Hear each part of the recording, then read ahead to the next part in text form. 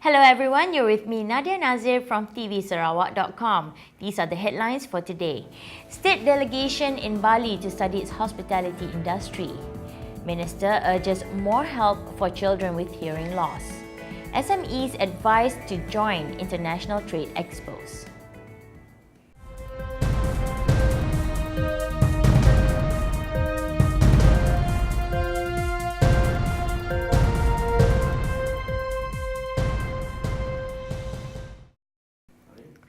A special delegation from the state government is currently in Bali, Indonesia, to study an approach taken by the Republic's learning institution on environment, conservation and hospitality. The delegates are representatives from the Tourism Ministry, Ministry of Environment, Chief Minister's Office, Promotion of Technical Education, State Planning Unit and Yayasan Sarawak. According to Minister of Tourism, Dato' Amar Abang Johari, the purpose of the visit is to look into the possibility on how to bring similar institutions to Sarawak and train Sarawak's human resources on environment-based hospitality courses. Such courses, he said, were important for Sarawak to further make a name for herself as the premier eco-tourism destination in the region. Second Resource Planning and Environment Minister Dato' Amar Awang Tengah Ali Hassan calls on corporate bodies and individuals to come forward to help children with hearing loss. He said Sarawak had been fortunate to have a team of professional doctors and specialists in major towns who were ready to assist whenever help was needed. He cited ear, nose, throat specialist Dr. Tang Ing Ting and Secretary of Association for Children with Special Needs Sibu, as well as Ling Nang Ong and Wong Hee Hee of Fu Yuan Kindergarten as examples and thanked them for their care, dedication and professionalism. The minister believed that the care provided by those concerned, not only in terms of money but also emotional support, would make a difference in the development of the children. Local small and medium enterprises, SMEs, are urged to take advantage of international trade exhibitions to boost their product branding and forge new business network on the global stage. Furthermore, it is vital for new SMEs to establish a name for themselves and gain the upper hand among local and international competitors, said former Deputy International Trade and Industry Minister Dato' Jacob Dungal Sagan. According to him, entrepreneurs must gain a lot of exposure and insights to establish their brand as a quality product to penetrate the global market. He further said the international exhibition, to be held at the Putra World Trade Center PWTC from December 11th to 14th, should be an event not to be missed by local SMEs. He called upon the state government and government-linked bodies such as Sarawak Economic Development Corporation to provide support for local entrepreneurs to participate in the event.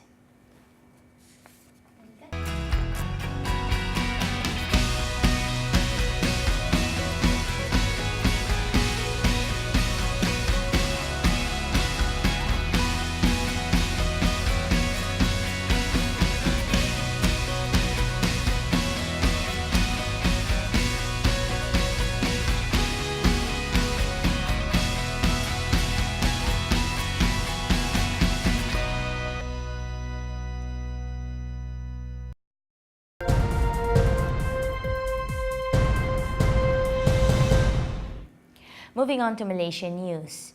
Malaysia and China will work together to fight militancy in all forms, said Defence Minister Datuk Seri Hishamuddin Hussein. He added that both countries were now identifying areas believed to be used as the grounds for militant activities. Datuk Hishamuddin said both countries need to beef up their military cooperation and defence industries, as agreed earlier this year in Beijing during the 40th anniversary celebration of diplomatic relations between Malaysia and China. Datuk Hishamuddin made the comments following reports that security at all immigration checkpoints in Malaysia had been tightened after 4 Chinese Uyghur militants had transited in Malaysia before they were arrested in Indonesia. The Indonesian authorities reportedly found that the 4 Uyghurs had bought fake passports in Thailand and flown to Kuala Lumpur before heading to Bandung in West Java. The 4 then travelled to Makassar in South Sulawesi, where 3 Indonesian militants picked them up for a ride to Poso. The report said that the elite Detachment 88 police squad arrested 7 suspected terrorists in Poso over the weekend, including the 4 individuals allegedly from Xinjiang province.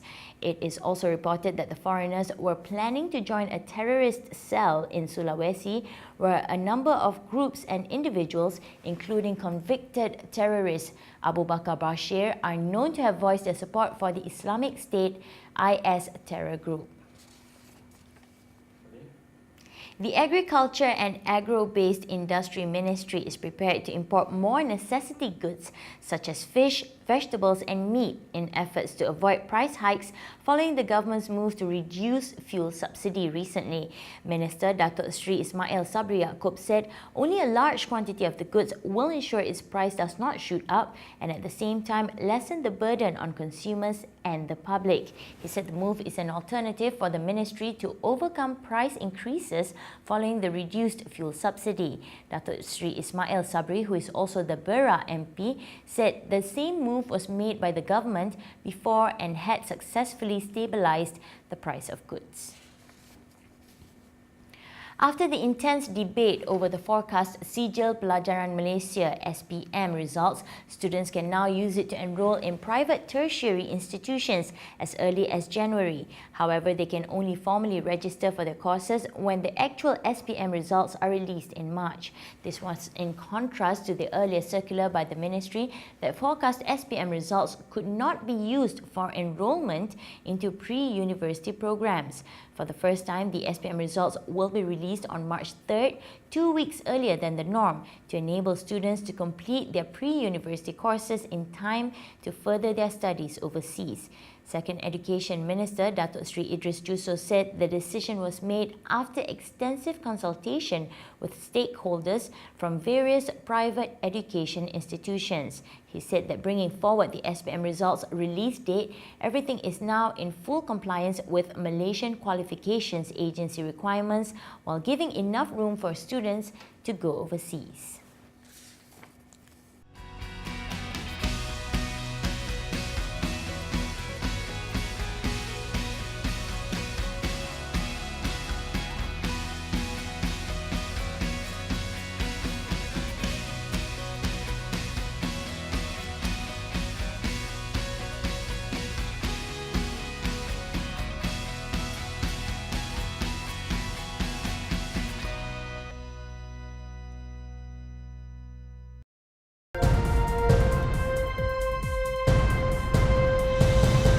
Let's take a look on the global front. A strong earthquake that hit southwest China's mountainous Yunnan province has killed 1 person and left more than 300 people injured, as well as 50,000 displaced, state media said Wednesday. The shallow 6.0 magnitude quake hit late Tuesday in a region that lies close to China's borders with Myanmar and Laos, the U.S. Geological Survey said.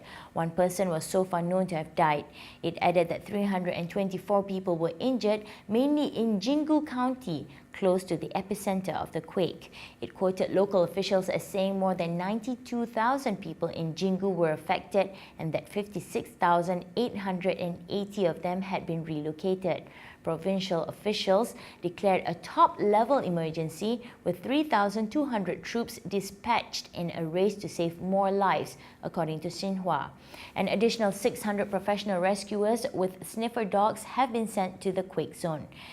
The epicenter was located 85 kilometers from Pu'er City in a region famous for its tea plantations. The quake was also felt in Yunnan's provincial capital, Kunming. Xinhua gave a significantly higher reading of 6.6 magnitude, citing the China Earthquake Networks Center. The agency said buildings shook for several seconds, while some towns in the area had lost power supply and telecommunications. Yunnan is acutely vulnerable to earthquakes. The region sees frequent seismic activity from the collision of the Indian and Eurasian tectonic plates, which form the vast Himalaya mountain range.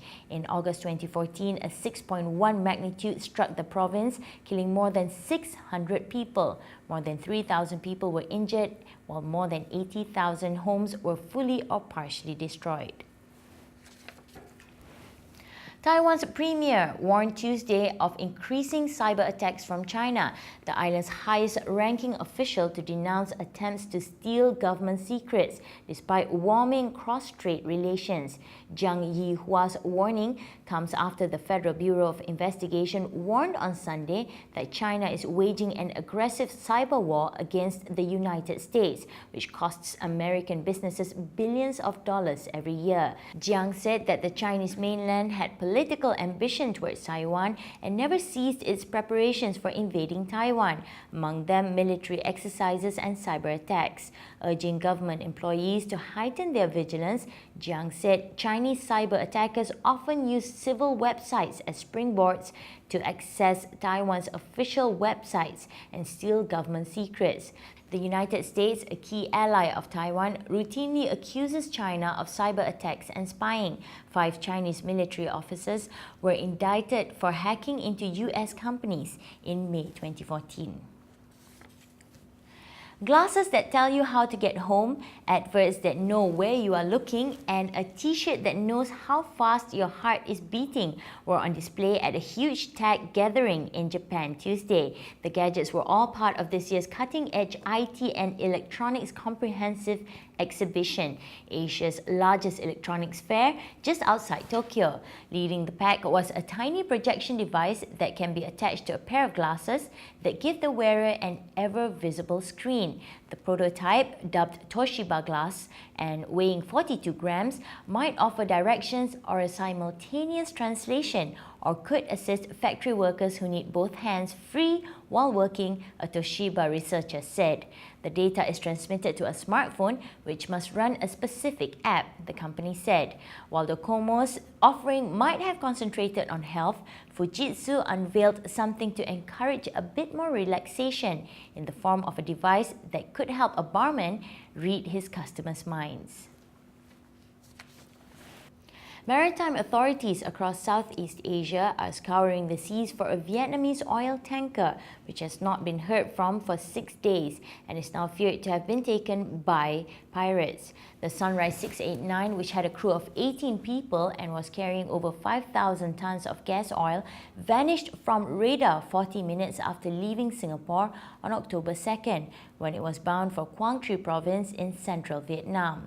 Noel Chung, head of the International Maritime Bureau's Piracy Reporting Center in Kuala Lumpur, said they suspect it was hijacked. The ship is owned by Vietnam's Haiphong Sea Product Shipbuilding Co., which said its last known location was 115 nautical miles northeast of Singapore. According to the IMB, there has been a series of piracy attacks in Southeast Asian waters this year, with at least 11 vessels hijacked in the Straits of Malacca or South China Sea since April 2014. And that wraps up our news for today. I'm Nadia Nazir from tvsarawak.com. Goodbye and have a pleasant day.